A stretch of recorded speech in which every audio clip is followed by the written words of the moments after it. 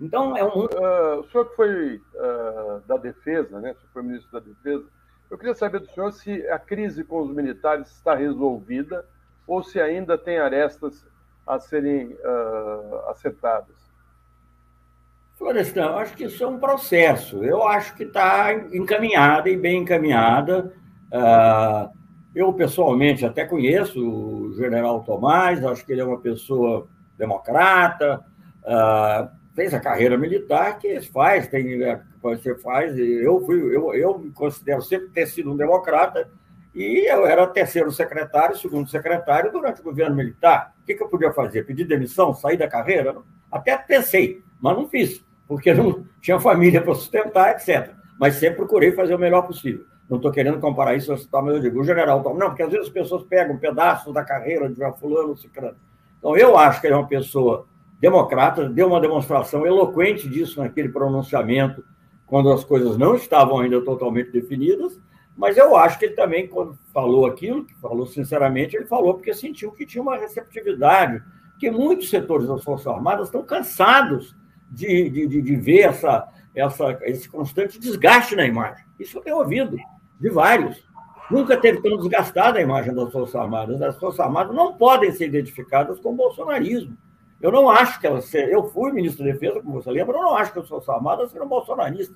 Houve uma série de circunstâncias aí, que não seria longo falar agora, que acabaram levando a uma aproximação, ou quase uma fusão. Mas eu acho que isso tem que estar separado. Eu acho que o respeito à lei, o respeito à democracia, e como disse o próprio general Tomás, eu estou usando o respeito ao resultado eleitoral, isso é fundamental. Então, eu acho que nós vamos caminhar, nesse aspecto, para um período de normalidade e de tranquilidade.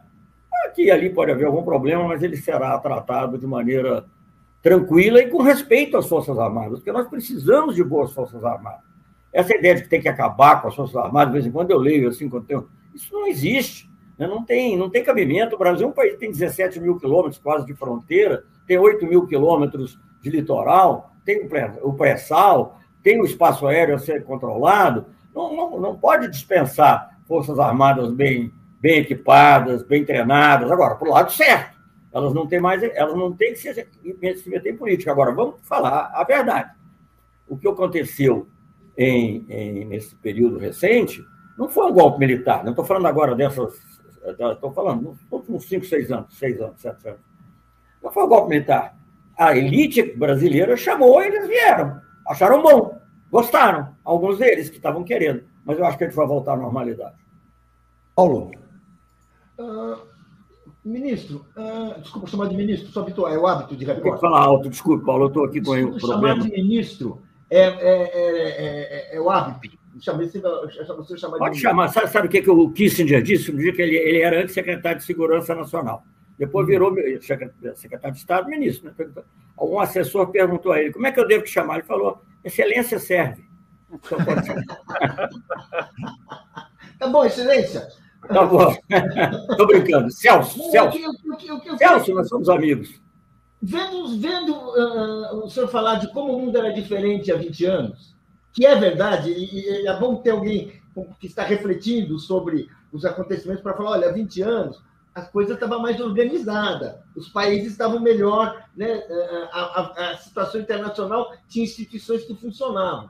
Eu pergunto, assim, de cara, pergunta improvisada, ouvindo o que o senhor falou aí. O que está acontecendo com a ONU? A ONU está sendo superada por essa nova relação de força internacional? Tem algum problema? Porque parece realmente que agora nós estamos num mundo que cada um atira para o seu lado e leva quem tem mais força. Né? Você tem alianças que se fazem e se desfazem. Você tem, enfim. Queria que você falasse um pouco. É um mundo um pouco mais selvagem, talvez. Ô, Paulo, nós estamos vivendo um mundo em que há um paradoxo, que eu acho que nunca a cooperação internacional foi tão necessária, questões como o clima e a pandemia, para falar de dois óbvios, assim, que ameaçam a própria humanidade. A gente não sabe como é a próxima pandemia. Né? Você vai fazendo a escala, vê quanto matou H1N1, quanto matou não sei o quê, e quanto matou essa. Né? E continua matando, menos, mas continua matando. Então, as pandemias são uma grande ameaça. Não é uma coisa que desapareceu, pode voltar. Não vou entrar em detalhe, porque eu também não sou especialista, mas porque eu participei de um painel das Nações Unidas sobre o Ebola, E a conclusão, tem um relatório executivo sobre o ebola que diz, olha, se não fizer tal, tal e tal coisa, a próxima pandemia vai ser. É isso que aconteceu, quer dizer, não é uma coisa que era totalmente... Mas não há cooperação, porque fica disputando poder, disputando... Então, quer dizer, nunca cooperaram. Em clima, idem, quer dizer, o clima é global, nós sabemos, isso vale para a Amazônia, vale para o Ártico, vale para qualquer região do mundo. Então, tem que haver cooperação internacional. Nunca foi tão necessária. Ao mesmo tempo, nunca foi tão difícil, e não é só pelo conflito Rússia-Ucrânia, que é uma manifestação óbvia disso, mas também pelo fato, que é analisado até por cientistas políticos norte-americanos, do que eles chamam a armadilha de Tucídides, né? Fazendo uma alusão à Guerra do Peloponeso, em que, digamos, o desenvolvimento de Atenas incomoda muito a Esparta, que vinha tendo uma posição dominante. Enfim, não estou dizendo que é exatamente a mesma coisa, mas não é banal uma economia ultrapassar a primeira economia do mundo. Isso é uma coisa que acontece de século em século, às vezes até mais, né? E coincidindo com o fato que são visões do mundo diferentes. Né? Porque quando os Estados Unidos ultrapassou a Inglaterra, era meio parecido, então não era tão conflituoso. Embora, um pouco antes, quando a Alemanha disputou com a França e com a Inglaterra a hegemonia na Europa, havia, sim, algo parecido naquele mundo europeu. Então, nós estamos tendo hoje uma situação que ao mesmo tempo, coloca a cooperação internacional como uma necessidade absoluta e uma dificuldade grande por esses fatores que eu estou mencionando. Não estou mencionando só dois, haverá outros, né? Então, eu acho, no caso lá da Rússia, Ucrânia, etc., tem raízes históricas complexas também, que não é o caso da gente analisar aqui. Mas, enfim, então eu acho que isso aí é mais complicado. A gente exige, digamos, uma análise fina e exige que, digamos, que a gente não tenha simplificações. Não é dizer, eu estou do lado da Rússia, eu estou do lado dos Estados Unidos, eu estou do lado da Ucrânia. Não é isso. A gente tem que ver o que pode contribuir para a paz, o que pode contribuir para a cooperação. Nós vamos trabalhar, por exemplo, para a cooperação entre Estados Unidos, China e outros na matéria de clima. Será que essa cooperação depois não tem uma contaminação positiva em outras áreas e não ajuda até a resolver outros problemas? É complicado, mas você tem que aceitar essa complexidade e tratar de conduzir da maneira que a gente conduzia, com talvez até mais atividade, mas levando em conta as diferenças. Não é mudar de posição, mas o que é mais complexo Por exemplo, só dar um exemplo, quando houve a guerra do Iraque, não é só no voto, né? Porque os votos foram no Conselho de Segurança, o Brasil na época não era membro, mas só dizendo, Brasil, Alemanha e França, e Rússia e a China foram contra a guerra do Iraque. Hoje, na guerra da Ucrânia, e contra a posição dos Estados Unidos, não é que não entrar em guerra com os Estados Unidos, mas contra a posição dos Estados Unidos. Agora, é bem diferente a situação. Então, nós temos que levar, nós não podemos ignorar essas coisas, mas temos que, sim, continuar trabalhando aí. Por exemplo, a relação com a Europa, só para terminar um pouco, eu acho que ela é fundamental para a América Latina para você ter um mundo multipolar.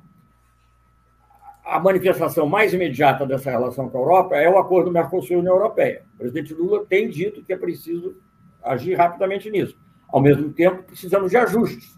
Como é que nós conciliamos os ajustes com a rapidez? É um desafio. Celso, obrigado. Deixa eu só pegar esse ponto, esse gancho da pergunta do André, porque o Marcelo Auler vai entrar e vai te formular uma pergunta. Você já passou pelo tema da democracia, mas o André traz essa pergunta muito interessante. Se não seria necessária uma ação conjunta transnacional contra as extremas direitas, um dos temas do encontro Lula-Biden é a democracia. Marcelo está aqui, bem-vindo. Marcelo, passo para você formular a pergunta, então, para o embaixador. Diga. Bom dia, ministro, ou excelência, como você prefere. O Celso. Eu disse, eu quero, você pode me chamar de Celso. Tá certo. Celso, bom dia a toda a comunidade. Seguinte, eu estou aqui em Brasília, já fica o pedido para a gente tomar um café junto. Eu estou tentando levantar a história do dia 8, os bastidores do dia 8. Agora, eu acho que teve um papel fundamental na história e na virada de página, no evitar o golpe que quiseram dar, a participação internacional que vem desde lá da eleição. Como é que se deu esta articulação internacional a favor da democracia? Bom, Marcelo, isso é matéria para os historiadores, porque é uma parte eu acho que foi colocado antes, você próprio colocou que a luta contra a extrema-direita internacional é algo fundamental. E é certamente algo que está presente, por exemplo, na ideia, eu diria quase que, eu não diria insistência, porque é recebida de bom grado, mas no interesse grande norte-americano de que o Brasil, de que o presidente brasileiro, o presidente Lula, vá lá. Eu acho que isso tem a ver com essa defesa da democracia. Eu disse, e eu acho que não estava exagerando, que o futuro da democracia estava em jogo no Brasil. Em futuro não só para o Brasil, em futuro, em grande parte. É paradoxal, mas pela primeira vez uma eleição no Brasil poderia influir nos Estados Unidos. Porque, digamos, uma vitória do bolsonarismo aqui significaria um reforço internacional do trumpismo. E do pior lado do trumpismo, que é, digamos, esse lado do Steve Bannon, etc. E tal. Então, isso é uma coisa internacional. Nós vemos o Vox na Espanha, vemos lá o Alternative für Deutschland na Alemanha, e eles estão combinados. Gente, até hoje, ninguém me explicou, vocês que estudam isso profundamente, eu não me impressiono muito como que o Bolsonaro passou de 12% para 40%. Porque eu acho que isso aí, todo mundo que naquela época era de direita, conservador, etc., foi para lá. Agora, o que me espanta é como ele passou de 0%, que era praticamente 0%, para 12%, 15%. A primeira vez, isso eu não sei. Tem que ter, alguém identificou nele potencial para mobilizar uma massa insatisfeita, mas que era uma massa insatisfeita, mas que ao mesmo tempo também não aceitava as reformas progressistas. Esse é um fenômeno que existiu na Alemanha nos anos 20, 30, né? Existiu na Europa. Então, eu acho que a gente tem que estudar isso muito a fundo. E internacional. E esse não é um problema nacional, porque, primeiro, que as ideias não têm fronteiras. Elas podem nascer num lugar, mas elas se espalham. E as anti-ideias, que nesse caso se mereceriam esse nome, tão pouco. Então, eu acho que, digamos, entender esses fenômenos e trabalhar dentro da democracia, sem repressões desnecessárias, mas com energia que pode ser necessária, é uma coisa muito importante. Não sei o que estou falando, o mundo inteiro comparou, naturalmente, o que aconteceu aqui no 8 de janeiro com o 6 de janeiro do Capitólio. Não é idêntico, não são idênticos os objetivos, mas há muita semelhança. Então, e a maneira também, o tipo de liderança exercido nos Estados Unidos pela direita e o tipo de liderança exercido no Brasil. Então, eu acho que esse é um fenômeno também global e tem que estar na agenda. O primeiro item da agenda, eu não sei, a agenda propriamente não é um encontro que tem uma agenda rígida, mas quando na própria nota da Casa Branca, a primeira coisa que fala é democracia. Celso, eu vou levar os comentários aqui, a gente está estourando o tempo, vou passar para cada um fazer uma palavrinha final antes de você fechar. Zé Carlos pergunta, os garimpeiros serão retirados ou presos? Clides dizendo, tema indígena não é para militares. Luiz Henrique, enquanto se negocia, muitos morrem. A parte mais difícil da guerra é a escolha do lado que se luta. É soberano ficar em cima do muro? A paz é uma utopia. Manda abraços lá de Porto Alegre. O Pedro, Celso, a proclamação de repúblicas Donetsk e Lugansk não é soberana à luz do pleito popular? Kiev pode atacar seu próprio povo? Urias, a ONU é ocidentalista, né? Essa é a realidade. Léo Costa, sobre a submissão do Brasil aos Estados Unidos, nos anos 70 diziam que Brasil era uma sigla. Bravos rapazes americanos silenciosamente irão levando. Urias, Amorim, por que Lula mudou de posição sobre a invasão da Rússia em território ucraniano? O Felipe está dizendo... Léo, era um outro tema, mas eu não tinha lido ainda, já vou passar aqui rapidamente. A lei do abate de aeronaves é de Fernando Henrique, permite, esgotados todos os meios, que a aeronave seja classificada como hostil. E um último aqui dizendo o seguinte, como o Brasil vê a repercussão negativa da fala do Lula sobre a guerra Ucrânia-Rússia, né? Mas o Celso já falou sobre esse tema. Então, passo para o Florestan, Paulo, Marcelo darem uma palavrinha final antes da gente passar para você encerrar. Diga, Florestan. Você está fechado. Queria agradecer mais uma vez a presença do Celso aqui e foi muito bom para a nossa comunidade saber um pouco a respeito das relações do Brasil com o mundo. E queria que, se possível, você desse só uma pequena fala a respeito da visita à China, o que a gente pode esperar. Bom, primeiro, a China é o nosso principal parceiro comercial, né? Nós exportamos para a China, acho que 3 vezes o que nós exportamos para os Estados Unidos, e, enfim, é um importantíssimo parceiro comercial para toda a América do Sul, eu diria. Isso também é importante, porque isso, de alguma maneira, pode ter um impacto na própria integridade do Mercosul. Nós conversamos com o presidente uruguaio sobre isso, estamos vendo se encontramos um caminho, mas também, digamos, a China é absolutamente fundamental hoje em dia para a paz, para algo que o presidente Lula sempre tem falado, que é a reforma da governança global, que tem vários aspectos, né? Sempre há uma queixa contra a falta de autoridade das instituições internacionais, mas para ter autoridade tem que ter representatividade, legitimidade. Então, é preciso compreender isso também na organização, inclusive, do Conselho de Segurança da ONU. Então, aí, não é o único aspecto, há vários outros, mas é fundamental. Enfim, então é isso. E são 2 países com uma grande capacidade de parceria. Eu não sei se até hoje, mas durante muito tempo, o nosso acordo espacial com a China era o acordo de ciência e tecnologia mais amplo que nós tínhamos, mais importante que nós tínhamos. E pode haver outros. Nessa economia, na busca da sustentabilidade, da economia verde, eu acho que a China tem imenso potencial, enfrenta um enorme desafio, diferente do nosso, digamos, em como ele se manifesta, mas é um desafio que todos temos, de passar por uma economia verde e com zero de emissão de carbono. Então, é isso que nós temos que buscar.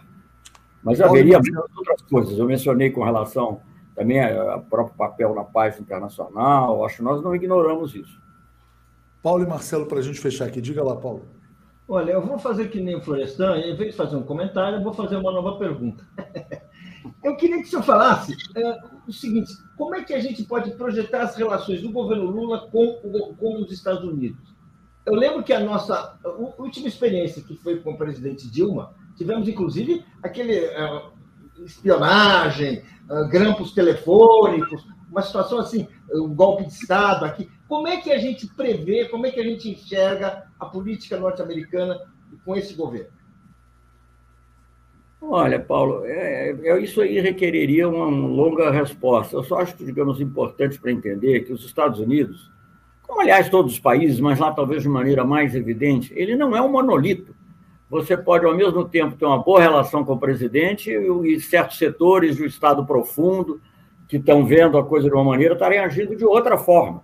Coisas que aconteceram até simultaneamente, quase, você poderia dizer. Eu não vou entrar em profundidade nisso. Então, eu acho que nós temos, não é só com relação aos Estados Unidos, acho que mais com relação ao mundo inteiro, temos que defender nossa soberania, tratar da proteção das nossas redes digitais.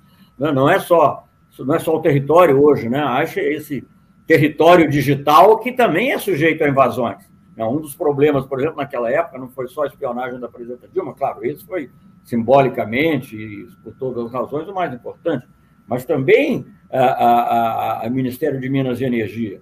E pode ser coincidência, mas como eu costumo dizer, eu não acredito em coincidências, que o almirante Otton foi uma das pessoas que foi presa presa no sentido físico até, mas também no sentido mais geral, dentro desse processo. Então, eu acho que são 2 coisas diferentes. Nós temos que nos defender em urbi et orbi, não é com os Estados Unidos. O Brasil, aliás, a Estratégia Nacional de Defesa, que foi feita no governo Lula, foi revista no governo Dilma, não sei, é muito importante fazer isso hoje, continuar fazendo, ela não prevê um inimigo específico, né? Essa última tentativa, quando mandaram para o Congresso, puseram uma ameaça de guerra na América do Sul, que tinha desaparecido. Isso tem que ser revisto. Não sei como está, não é minha responsabilidade direta, mas é muito importante. Mas era a possibilidade de agressão de onde viesse. Então, você tem que estar preparado para se defender, e um dos aspectos é justamente esse mundo digital complexo, que vocês conhecem melhor do que eu, mas que é preciso estar também atento a isso. Então, isso não exclui que você tenha uma boa relação com os Estados Unidos, você esteja discutindo a paz, esteja discutindo o comércio, esteja falando com eles, que nós vamos falar, olha, vamos tentar reviver o OMC, vamos tentar colocar de novo de pé o tribunal que julgava as pendências comerciais, porque senão nós voltamos à lei da selva no comércio. Então, nós vamos falar isso. E eu acho que os ouvidos do presidente Biden estarão abertos a essas coisas. Não sei se ele vai concordar integralmente, porque é complexo, mas é isso. Resumo. E outra coisa, vamos respeitar a América Latina e a América do Sul. Nós vamos no nosso caminho. Não é? Cada país tem que buscar o seu caminho. Tem um que a gente gosta mais, o outro a gente não gosta tanto, pode tentar persuadir, mas não pode agir pela força, por pressão, ou por sanções, ou por embargos ou bloqueios. Obrigado, Celso. Diga, Marcelo. Bom, eu vou esperar o nosso café e vou aproveitar e deixar uma questão aqui. O Uruguai é uma pedra no caminho do Mercosul?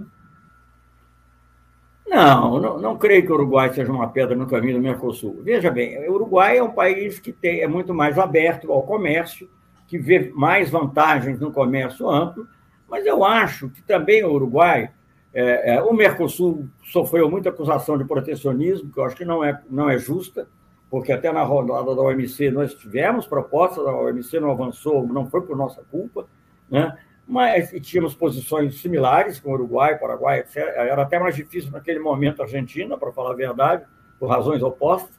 Então, eu acho que o Uruguai, com todo respeito, mas se ele chegar no comércio internacional e for negociar, pela dimensão dele, ele vai ter que assinar um contrato de adesão, porque a força dele para negociar é pequena. Ele pode ter uma enorme força moral. O Uruguai é um país... Olha, eu vou dizer a vocês, eu já disse isso agora no Uruguai, fora o golpe no Brasil mesmo, e do Allende, porque foi muito violento, etc., o golpe que mais me chocou na América Latina foi no Uruguai. Porque o Uruguai, para nós, era símbolo de civilidade, símbolo de... Então, a gente tem que levar em conta as necessidades dele. Quando o Lula foi presidente, nós tivemos uma batalha imensa para conseguir liberar água mineral do Uruguai. Exportava para o mundo inteiro, e para o Brasil não exportava. É claro que havia um protecionismo por detrás das regras sanitárias, não sei lá qual. E a missão do Uruguai, nesse caso, não é exportar para o Brasil, é exportar para o Rio Grande do Sul. Só. Entendeu? Que é suficiente, para eles é um mercado suficientemente grande. Mas aqui também tem muita coisa que a gente pode fazer, incluir o Uruguai nas nossas cadeias produtivas de maneira mais evidente. Quer dizer, é preciso uma espécie de ação afirmativa. Na época nós falamos um New Deal, imitando o Roosevelt na época, é preciso um New Deal para que eles se sintam beneficiados pelo Mercosul. É isso que a gente tem que fazer. Celso, muito obrigado a você, obrigado ao Florestan, Paulo, Marcelo, vamos seguir aqui adiante. Grande abraço, estava com saudades. Valeu. Um abraço, saudades também. Um abraço. Tchau, tchau. Obrigado, gente.